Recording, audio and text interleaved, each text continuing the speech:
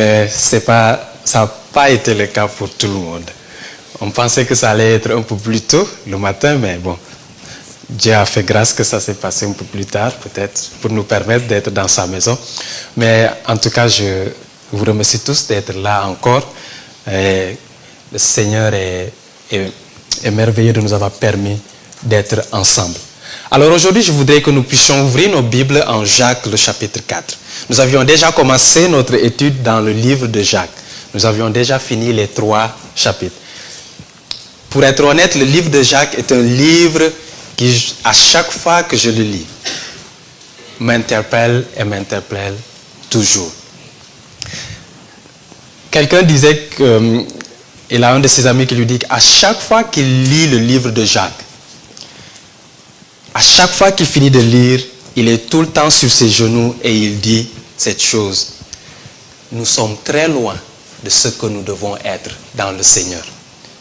Et il dit toujours au Seigneur, pardonne-nous et aide-nous, donne-nous ta grâce afin que nous puissions être ce que tu veux que nous soyons. En effet, le livre de Jacques est un livre très pratique qui adresse des sujets qui sont quelquefois très difficiles et qui quelquefois se passent hors de nos murs, mais souvent se retrouvent dans nos assemblées à cause de notre nature charnelle, à cause de notre nature pécheresse qui est toujours en nous. En effet, même si à notre nouvelle naissance, nous avons hérité du Seigneur une nouvelle nature, il y a toujours notre ancienne nature qui combat notre nouvelle nature. Alors aujourd'hui, je voudrais que nous puissions examiner ce sujet dont Jacques parle dans ces 6 premiers versets du chapitre 4. D'où viennent nos luttes et nos querelles? Chers frères et sœurs, la vie est pleine de luttes et de querelles. Elle est pleine de luttes et de querelles. Pour être conscient de cela, il suffit juste de prendre les transports en commun public pour se rendre compte que la vie est pleine de querelles et de luttes. Notre monde est un monde où la paix que nous avons chantée à Noël, vous vous souvenez, est bien un lointain souvenir pour la majorité d'entre nous.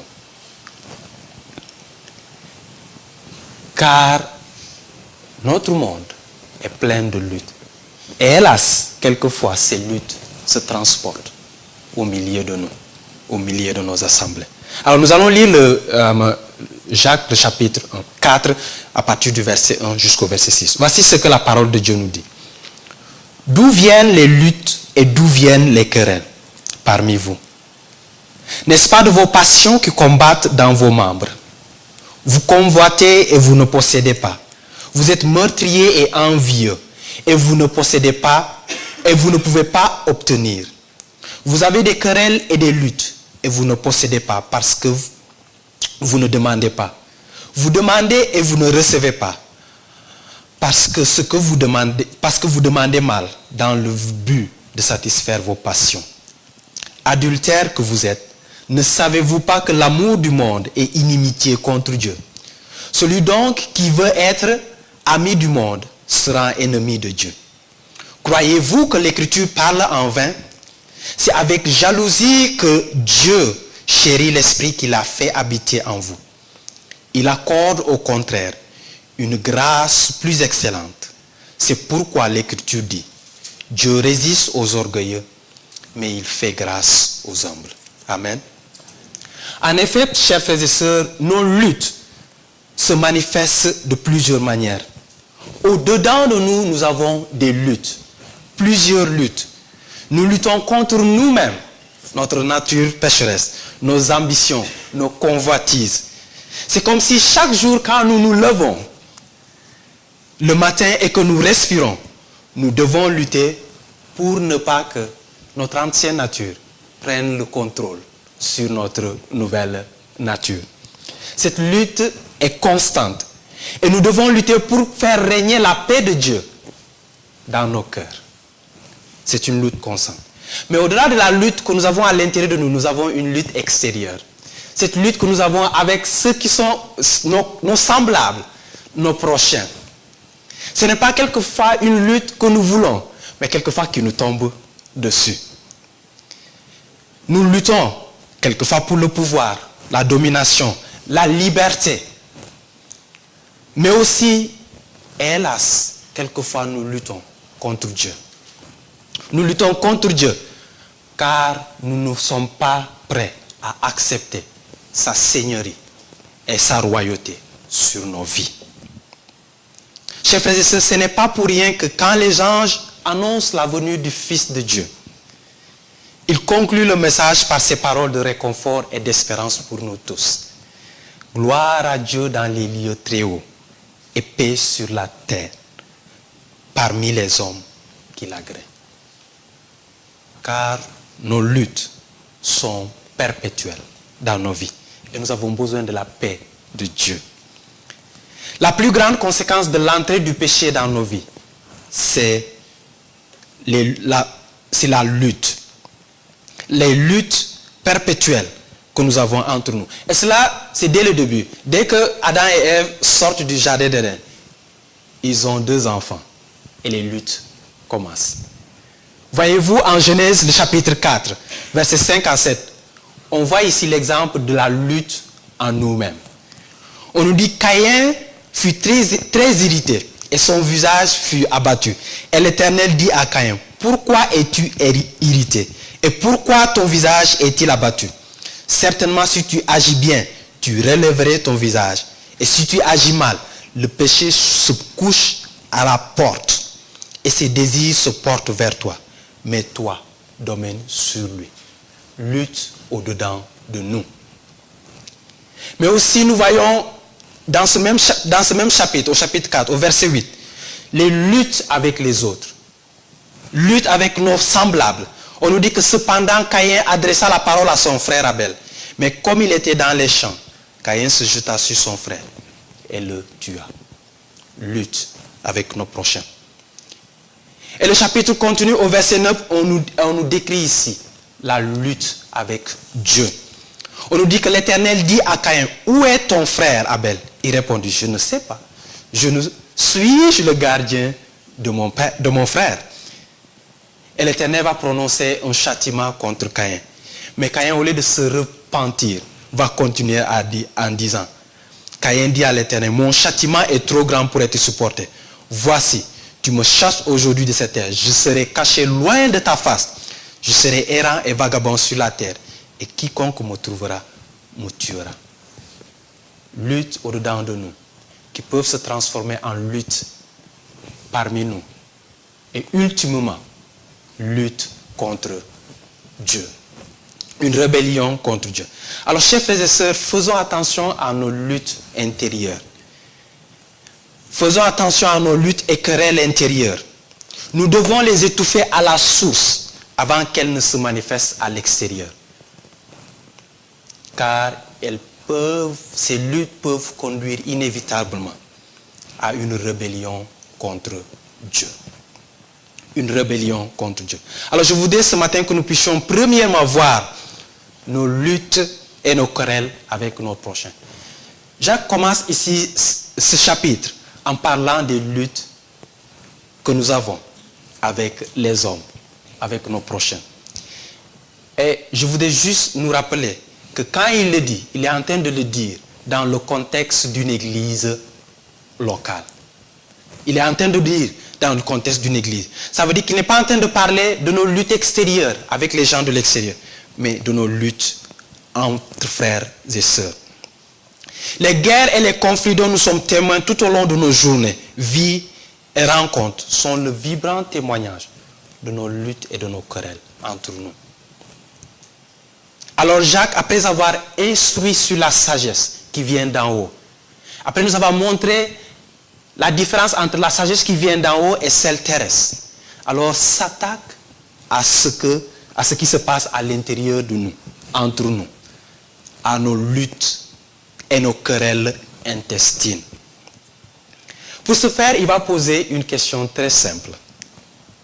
Regardez, il dit, d'où viennent les luttes et d'où viennent les querelles parmi vous? Et il va y répondre par une autre question. N'est-ce pas de vos passions qui combattent dans vos membres. Chers frères et sœurs, l'origine de nos querelles et de nos luttes, ce sont nos propres passions. C'est de l'intérieur que ça vient pour sortir. Les passions qui veulent prendre le contrôle de notre être et qui se battent pour pouvoir prendre le contrôle de notre vie. C'est d'eux-là, de ces passions-là, que viennent nos luttes et nos querelles. Nos désirs égoïstes, nos convoitises. Le mot grec utilisé ici pour passion est un grec dont la racine est utilisée pour notre mot que nous appelons hédonisme. Quand nous parlons d'hédonisme, c'est la philosophie qui veut dire, cette philosophie qui affirme que le but principal de la vie, c'est de satisfaire soi-même. Et cela à n'importe quel prix. Vous voyez, nos passions, c'est tout ce qui nous est centré sur nous-mêmes et non pas sur Dieu ou sur les autres. C'est pourquoi c'est très facile que nos passions puissent nous amener vers des luttes avec les autres. Jésus utilise le même mot qu'on utilise ici pour nos passions, pour décrire les personnes qui, quand la parole est tombée dans leur cœur, elle est tombée sur la terre épineuse. La terre où il y a les épines et les ronces. En Luc 8, 14, il dit ceci: ce qui est tombé parmi les épines sont ceux qui ont entendu la parole, s'en vont et la laissent étouffer par les soucis, les richesses et, écoutez bien, les plaisirs de la vie, les passions de la vie. Et ils ne portent point de fruits qui viennent à maturité. Christ y décrit tout but personnel, comme l'argent, la réputation ou le succès, qui contribuent à l'accomplissement personnel, plutôt à l'accomplissement de la volonté de Dieu. Chers frères et sœurs, l'apôtre Jacques, en évaluant la vie de ses frères et sœurs, a fait un constat grave et s'insurge contre cela. En effet, la convoitise et les désirs égocentriques de certains qui se disaient chrétiens transformaient l'église locale en un champ de bataille, en un ring de boxe. Et cela doit servir d'avertissement pour nous tous, en tant que frères et sœurs. En tant qu'assemblée, cela doit nous servir d'avertissement pour nous tous. Si nous ne veillons pas sur nos passions et nos désirs égoïstes, nous transformerons nos assemblées, nos familles, nos relations en un champ de bataille. Nous allons les transformer en un champ de bataille où, certes, tous les coups, des coups de poing ne vont pas voler, grâce à Dieu, mais des paroles tranchantes vont porter mort et blessure et chaos au milieu de nous. Alors c'est ce que l'apôtre Jacques est en train de nous dire. Il nous dit, faites attention à vos passions et vos désirs, car ils sont à l'origine de vos querelles. Et à chaque fois qu'il y a alors querelle au milieu de nous, alors il nous exhorte à examiner tous. Nous devons tous examiner nos motivations, nos passions et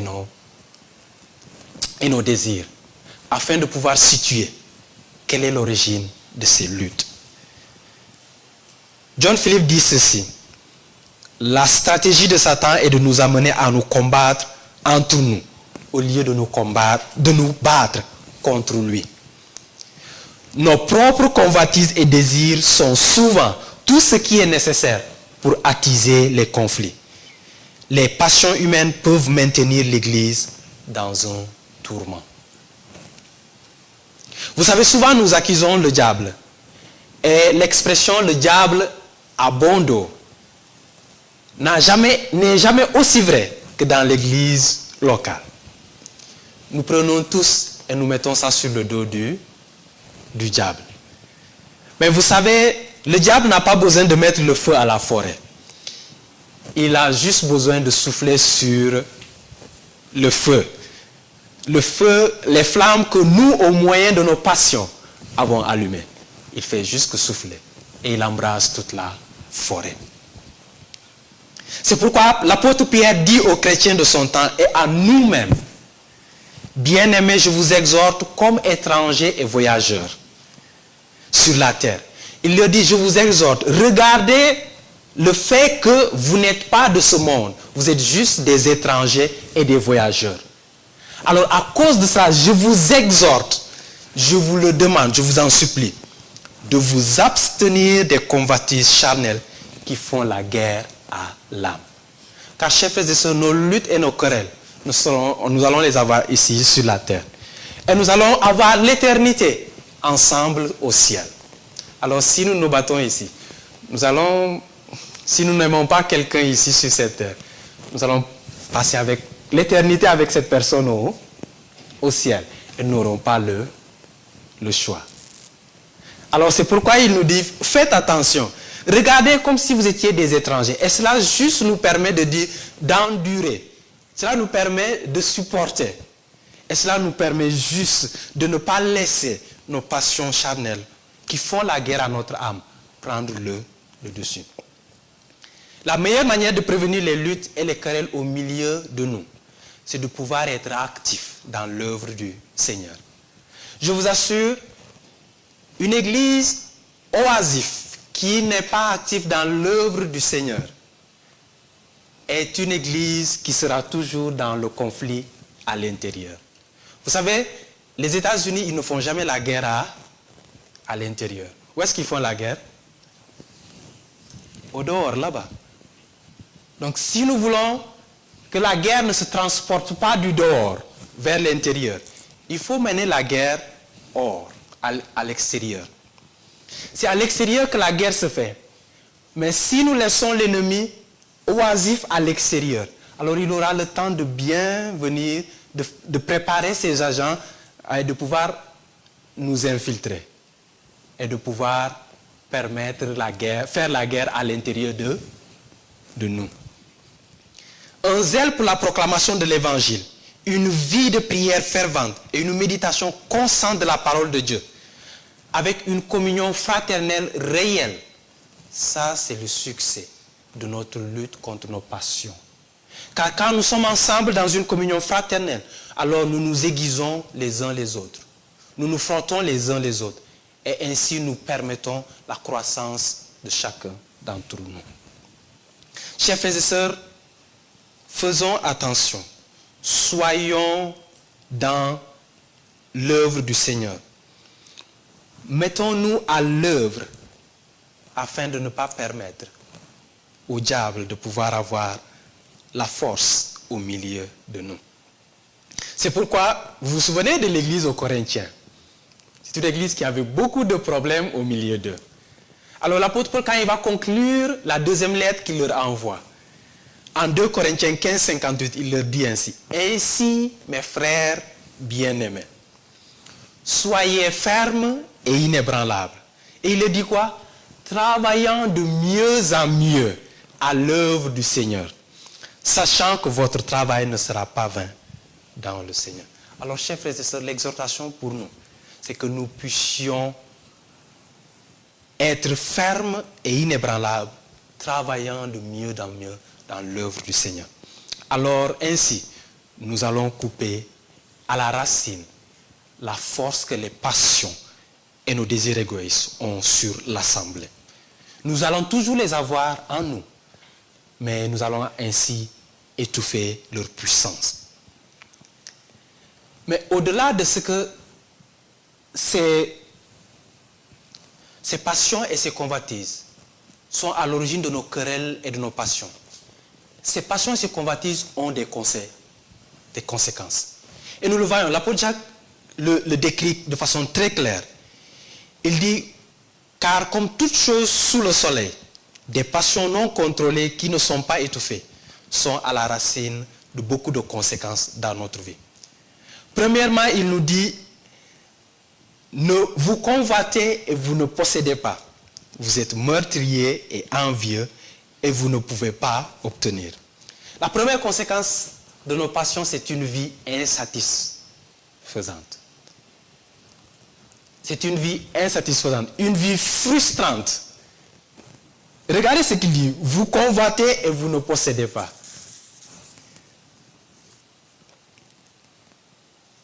êtes meurtrier, vous enviez et vous ne pouvez pas obtenir.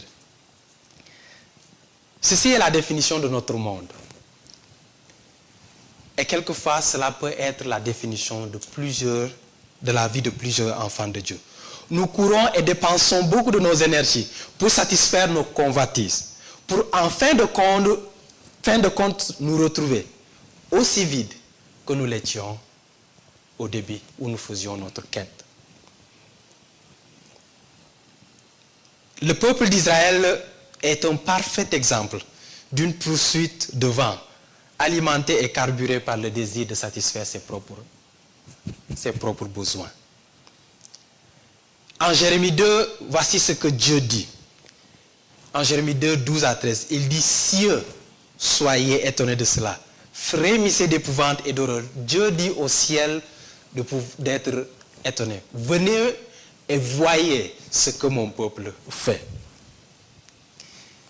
Car mon peuple a commis un double péché. Ils m'ont abandonné, moi qui suis une source d'eau vive, pour se creuser des citernes crevassées qui ne retiennent pas l'eau. Chers frères et sœurs, une vie conduite par une poursuite de satisfaction de soi-même sera une vie insatisfaisante et frustrante, aussi bien pour nous-mêmes que pour ceux qui sont autour de nous. Car notre frustration, nous allons la jeter sur les autres. Et ça va créer des querelles et des disputes. C'est une vie qui, ultimement, s'éloignera de la source d'eau vive pour s'attacher à des mirages et à des citernes crevassées. Nous allons nous éloigner de la source d'eau vive pour nous attacher à des sources qui sont juste des mirages. Vous savez, quand quelqu'un est dans le désert et qu'il a soif, la science montre qu'il va voir des images d'eau et il va courir pour aller voir, pour dire, oh, j'ai trouvé de l'eau. Quand il va s'approcher, ça va partir. Et c'est la même chose que nous faisons. Quand nous courons pour satisfaire nos propres besoins, pas nos besoins, nos désirs, alors nous courons vers des mirages. Et nous laissons à côté la source d'eau vive, qui n'est pas un mirage, mais qui est une réalité. Et qui non seulement est une réalité, mais va produire en nous une fontaine d'eau vive et qui est éternelle. Mais au-delà d'une vie frustrante, ce sera une vie remplie de querelles et de luttes. Regardez ce qu'il dit. Vous avez des querelles et des luttes. Non seulement c'est une vie insatisfaisante et frustrante, mais la vie devient remplie de querelles et de luttes, des luttes de toutes sortes, qui vont provoquer du désordre et toutes sortes de mauvaises œuvres. Vous vous souvenez quand Jacques dit, car là où il y a un zèle amer et un esprit de dispute, il y a du désordre et toutes sortes de mauvaises œuvres. Ça va créer des querelles. Et ces querelles vont créer toutes sortes de mauvaises actions. Alors faisons attention. La philosophie de notre époque nous dit que la solution aux luttes et aux querelles est de laisser aux gens la liberté de faire tout ce qu'ils veulent. N'est-ce pas? On nous dit que bon, pour qu'on puisse tous être en paix, il faut laisser chacun faire tout ce qu'il veut. Assouvir toutes ses passions. Mais la parole de Dieu nous dit que les désirs et les passions sont à l'origine du problème. La cupidité, la gourmandise, l'appétit insatiable de l'homme sont à la racine de nos querelles et de nos disputes. Et quelquefois, et très souvent, ils finissent par le meurtre. Vous convoitez et vous ne possédez pas, vous êtes meurtrier et envieux. Et vous ne pouvez pas obtenir. Le plus dramatique dans tout cela, cependant, c'est qu'au-delà du fait que nous avons une vie insatisfaisante et des luttes, c'est que nous nous retrouvons avec une vie de prière absente ou une vie de prière infructueuse. Même si elle est présente, elle devient infructueuse. Voyez ce qu'il dit. Et vous ne possédez pas parce que vous ne demandez pas. Vous demandez et vous ne recevez pas parce que vous demandez mal, dans le but de satisfaire vos passions. Une vie de prière fervente et réelle, chers frères et sœurs, est non seulement la preuve de notre dépendance à Dieu, mais surtout de notre indépendance de nous-mêmes. En effet, pour que nous puissions avoir une vie de prière vibrante et fructueuse, il faut que nous puissions être indépendants de nous-mêmes et être dépendants de Dieu, qui est la source de toutes choses. Autant cela est vrai, autant le contraire est aussi vrai. Une absence de vie de prière est le témoignage de notre indépendance de Dieu pour une dépendance meurtrière à nous-mêmes. Chers frères et sœurs, au-delà même du fait que quand nous courons vers ces passions, nous n'avons pas une vie de prière. Mais il y a aussi, quelquefois, cette vie de prière peut être présente, mais elle devient infructueuse. Parce qu'elle est juste tirée. Elle a juste pour moteur la satisfaction de nos propres désirs et convoitises. Alors, elle devient infructueuse. Elle n'est pas basée sur la volonté de Dieu, mais sur la satisfaction de nous-mêmes. C'est pourquoi l'apôtre Jean, en écrivant sa première épître, dit: je vous ai écrit ces choses afin que vous sachiez que vous avez la vie éternelle, vous qui croyez au Fils de Dieu. Nous avons auprès de lui cette assurance que si nous demandons quelque chose, selon quoi? Selon sa volonté, il nous écoute. Chers frères et sœurs, notre prière doit avoir pour base la volonté de Dieu et non pas la satisfaction de nos désirs. Une prière dont le but est la satisfaction de nos passions et non la volonté de Dieu ne sera pas exaucée. Le Seigneur le dit. Alors c'est pourquoi Jacques dit à ses frères et à nous tous de nous examiner nous-mêmes, d'examiner nos propres désirs et nos propres convoitises. Alors la question pour nous ce matin: sommes-nous conduits par nos passions, nos convoitises, nos désirs égoïstes? Ou au contraire, combattons-nous à la racine ces désirs, en leur empêchant de produire du fruit de désordre, de querelles et de disputes? C'est à la racine qu'il faut que nous les combattions. Mais au-delà de cette lutte avec nos frères que ces passions engendrent, il y a une lutte plus grande qu'ils engendrent. C'est notre lutte avec Dieu. Notre lutte avec Dieu. Voyez au verset 4 et 5 ce qu'il dit: adultères que vous êtes, ne savez-vous pas que l'amour du monde est inimitié contre Dieu? Celui donc qui veut être ami du monde sera ennemi de Dieu. Croyez-vous que l'Écriture parle en vain? C'est avec jalousie que Dieu chérit l'Esprit qu'il a fait habiter au-dedans de nous. Cette lutte contre Dieu, chers frères et sœurs, transparaît dans nos relations familiales. Elle transparaît dans nos sociétés. Elle est visible dans l'état de notre monde actuel. En tant qu'enfants de Dieu, nous luttons souvent contre Dieu. Et nous nous disputons avec lui le contrôle de nos vies. N'est-ce pas? Nous nous disputons avec lui l'influence et le contrôle qu'il a sur ceux qui nous sont chers, nos enfants, nos conjoints. Et quelquefois même, nous nous disputons avec lui la garde de nos enfants. Nous ne voulons pas qu'il soit le maître des cadeaux les plus précieux que lui-même nous a donnés. Car en faisant cela, il arracherait de nos mains les rêves que nous avons construits, nos espoirs que nous avons fondés sur ces cadeaux qu'il nous a remis. Ça, ce sont nos luttes avec Dieu.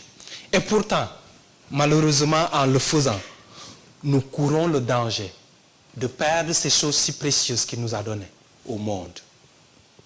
Nous courons le danger de les perdre pour le monde. L'origine de nos luttes avec Dieu, ce n'est rien d'autre que notre amour pour le monde. Et Jacques nous le fait comprendre de façon très forte. Et il utilise des mots très forts pour nous le dire. Il nous dit adultère que vous êtes. En effet, il le dit parce que il décrit ici quelque chose qui est vrai. Car nous savons tous qu'en tant qu'Église, nous sommes l'épouse de qui? De Christ. Alors si nous sommes l'épouse de Christ, tout amour que nous avons hors de l'amour que nous avons pour Christ est un amour adultérien. L'apôtre Paul dit aux Corinthiens, en 2 Corinthiens 11, 12, « Car je suis jaloux de vous, d'une jalousie de Dieu, parce que je vous ai fiancé à un seul époux, pour vous présenter à Christ comme une vierge pure. » Apocalypse 19 nous dit ceci, au verset 6 à 8. « Et j'entendis comme la voix d'une foule nombreuse, comme un bruit de grosses eaux, et comme un bruit de fortes coups de tonnerre, disant, Alléluia, car le Seigneur notre Dieu Tout-Puissant est entré dans son règne. Réjouissons-nous, soyons dans l'allégresse et donnons-lui gloire, car les noces de l'agneau sont venues. Son épouse s'est préparée, et il lui a donné de se revêtir de fin lin, éclatant pur, car le fin lin, ce sont les œuvres justes des saints. » Chers frères et sœurs, nous sommes l'épouse de Christ. Et en tant qu'épouse de Christ, tout amour que nous avons pour le monde devient un amour adultérien. Cela nous met automatiquement au banc des accusés pour adultère. Si nous développons une quelconque affection pour le monde, cela veut dire que si nous sommes vraiment corrects, chaque jour que nous nous levons le matin, nous sommes peut-être chaque jour au banc des accusés devant le Dieu très saint, car nous avons un certain amour pour le monde. Cela est une réalité qui est, pour moi, très effrayante. Elle est très effrayante. Et Dieu ne fait pas de compromis sur le sujet. Et il nous le fait comprendre clairement. Adultère que vous êtes, ne savez-vous pas que l'amour du monde est inimitié contre Dieu? Cet amour pour le monde nous place au banc des accusés pour adultère, mais aussi cet amour nous place au banc des accusés comme ennemis de Dieu. En fait, ce n'est pas imaginable. Nous n'imaginons pas cela. Nous nous faisons ennemis du Dieu très haut, qui a créé le ciel et la terre.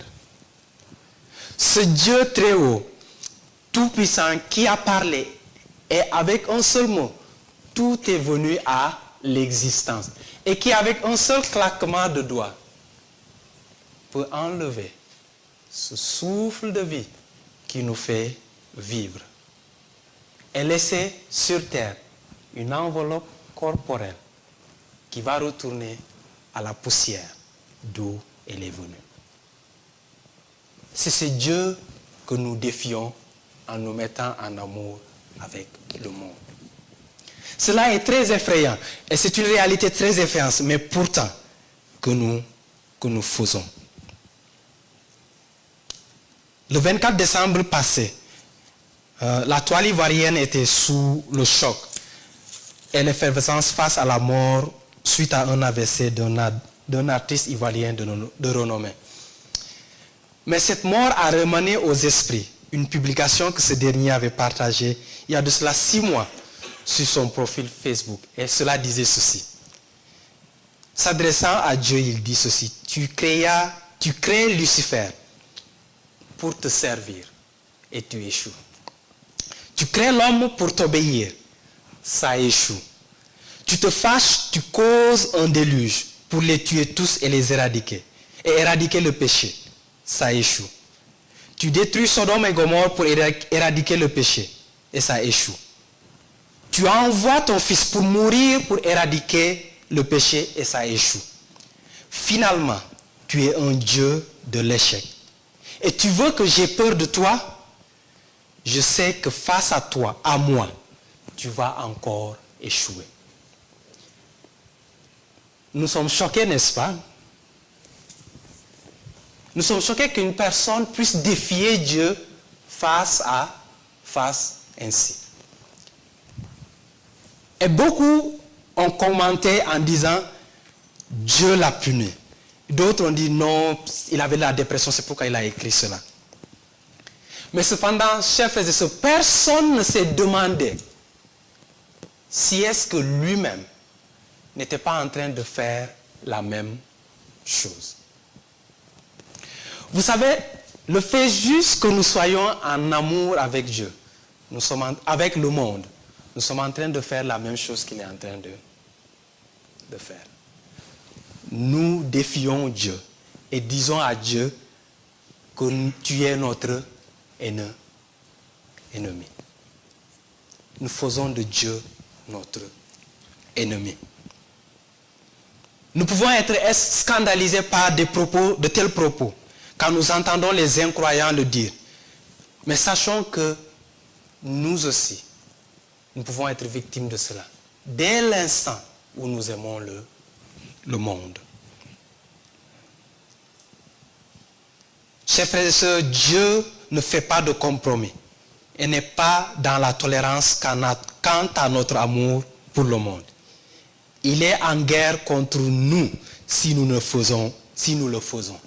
Dès que nous nous mettons en amitié avec le monde, nous nous mettons dans le camp opposé de Dieu et en guerre contre lui.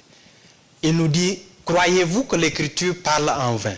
C'est avec jalousie que Dieu chérit l'esprit qu'il a fait habiter en nous. Alors une question pour nous ce matin.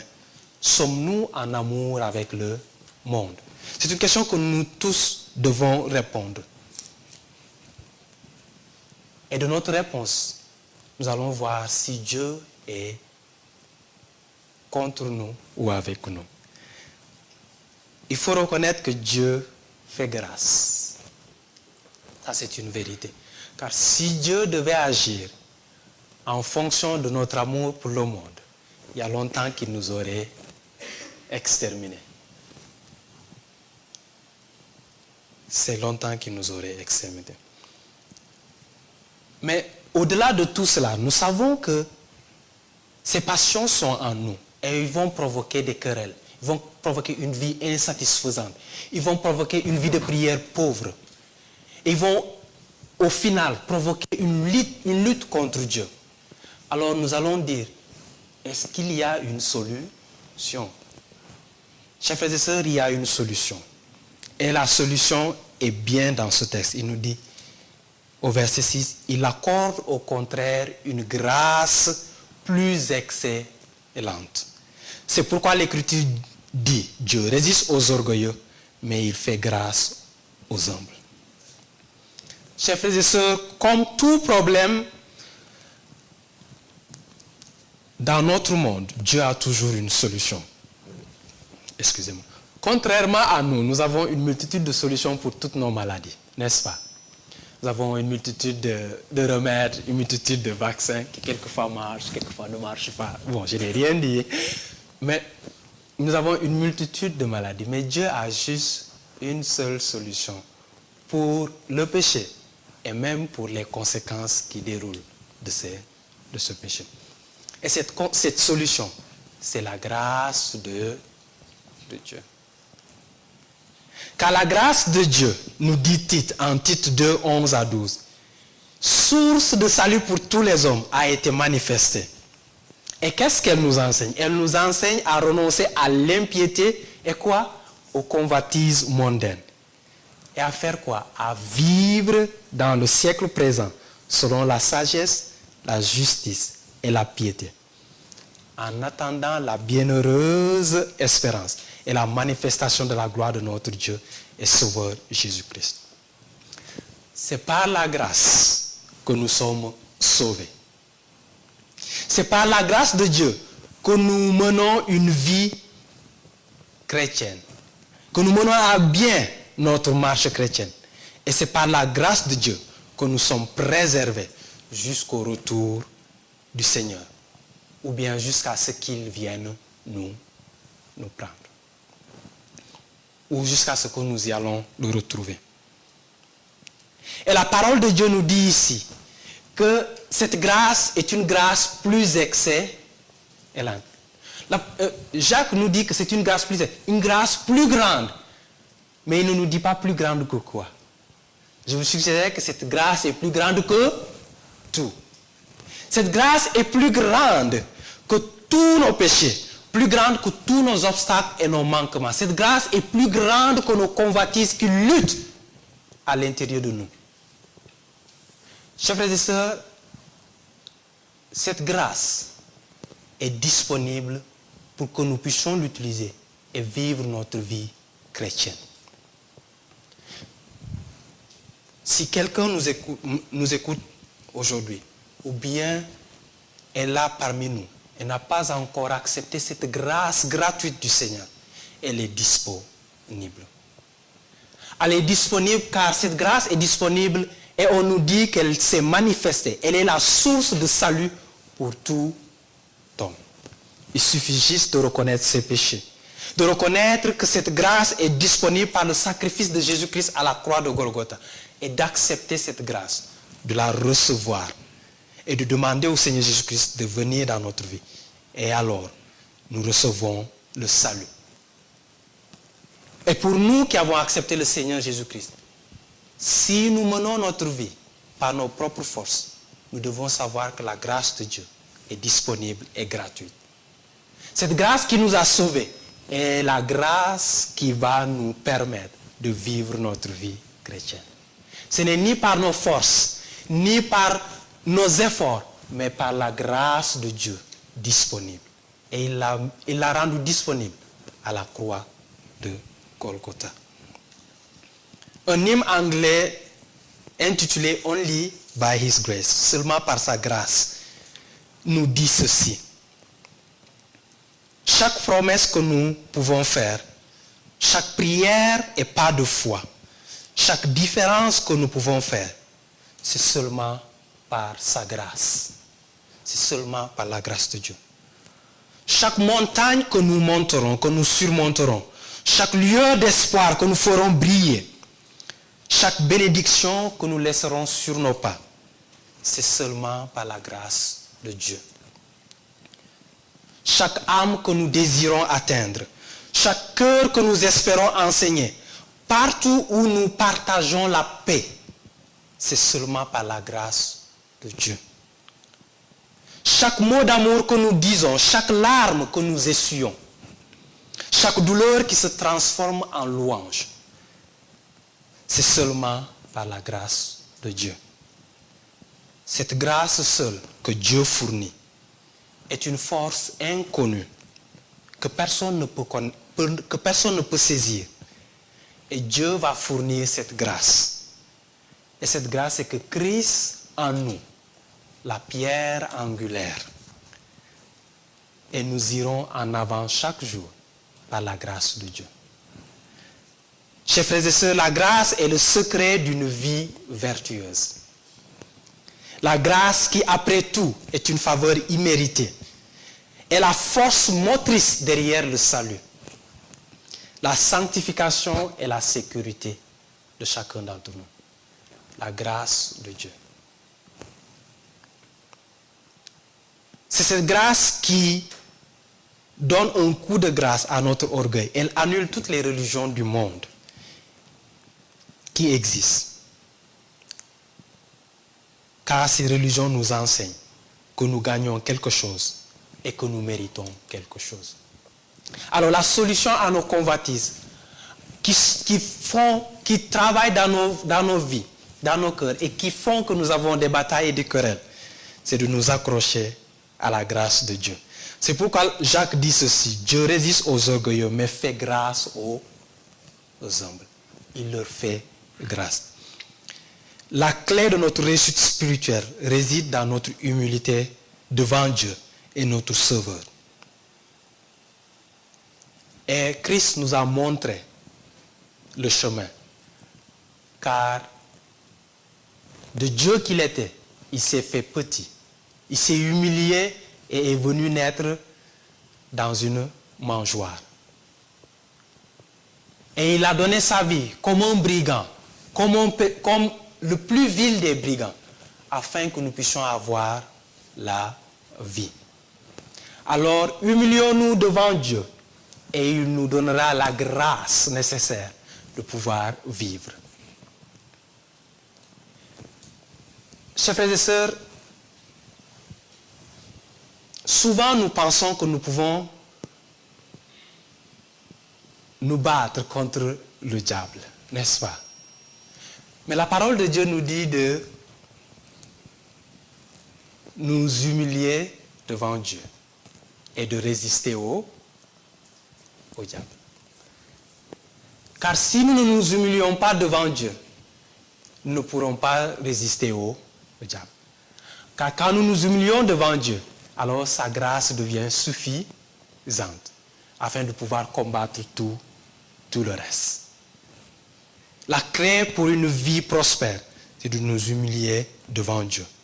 Ainsi nous aurons sa grâce pour combattre toutes choses. L'apôtre Pierre conclut ceci en disant: de même, vous qui êtes jeunes, soyez soumis aux anciens.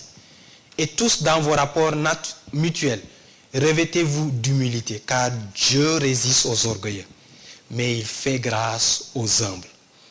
Humiliez-vous donc sous la puissante main de Dieu, afin qu'il vous élève au temps convenable. Et déchargez-vous sur lui de tous vos soucis, car lui-même prendra soin de vous. Nous nous humilions devant Dieu et il nous relèvera au temps convenable. Et nous nous déchargeons de lui de tous nos soucis qui sont quelquefois à l'origine de nos passions et de nos querelles. Et lui va prendre soin de nous. En conclusion, chers frères et sœurs, rappelons-nous de ceci. Nos passions, nos désirs égoïstes, nos convoitises sont à l'origine de nos luttes. Quand nous avons des luttes entre nous, dans nos familles et un peu partout où nous sommes, n'accusons pas le diable. N'allons pas chercher ailleurs. Cherchons l'origine en nous, en nous-mêmes. La deuxième chose, nos passions incontrôlées. Si nous ne les étouffons pas, ils vont produire une vie frustrante et insatisfaisante. Une vie remplie de querelles et de luttes. Une vie de prière absente ou infructueuse. Notre amour pour le monde est inimitié contre Dieu. Nous ne devons pas jouer avec cela. Dès que nous sommes en amour avec le monde, nous devenons ennemis du Dieu très haut, du Dieu puissant. Mais malgré tous ces problèmes,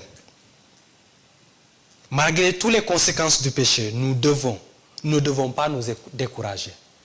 Nous pouvons compter sur la grâce de Dieu. Cette grâce qui est disponible et en abondance va nous permettre de surmonter nos convoitises et nos péchés. Et nous permettre d'être en amour constant avec Dieu. De renouveler notre amour pour Dieu et de nous éloigner de notre amour pour le monde. Et cette grâce, nous l'obtenons si nous nous humilions sous la puissante main de notre Seigneur. Alors nous allons prendre quelque temps pour prier. Nous allons baisser nos têtes et prier et demander à Dieu de sonder nos cœurs afin que nous puissions ensemble voir. Que nous puissions voir. Nous puissions nous examiner sur la place que nos passions et nos convoitises ont dans nos vies.